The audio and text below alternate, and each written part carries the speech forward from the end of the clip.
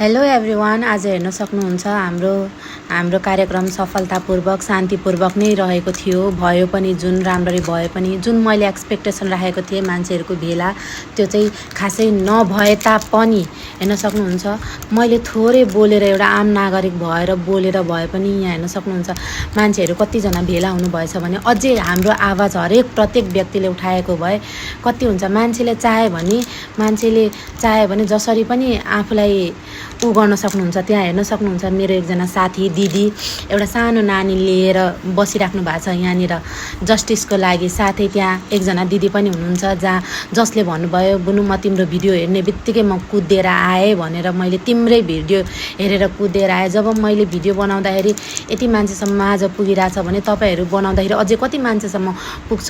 आम नागरिक हुनका नाताले हामीले प्रत्येक व्यक्तिको लागि भिडियो बनाइदिनु आग्रह गर्दछु। साथै सक्नुहुन्न भने रिपोस्ट गरिदिनु, सेयर गरिदिनु। हाम्रो एभ्री भिक्टिमले जस्टिस पाउनै पर्छ।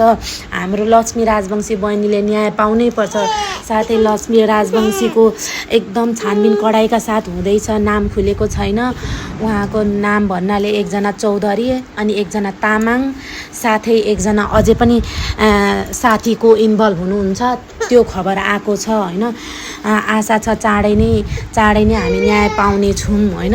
अझै पनि यो कुरा सरकारले मजाले ध्यान दिएर सुनिदिनुहुन्छ भनेर अझै आशा अपेक्षाको साथ मैले यो भिडियो राखेको छु यहाँ हजुरहरूको माझ है। मैले पनि आज सानो नानी छोडेर गएको थिएँ प्रोटेस्टमा। हाम्रो एकदम सफलतापूर्वक शान्तिपूर्वक राम्ररी नै भयो।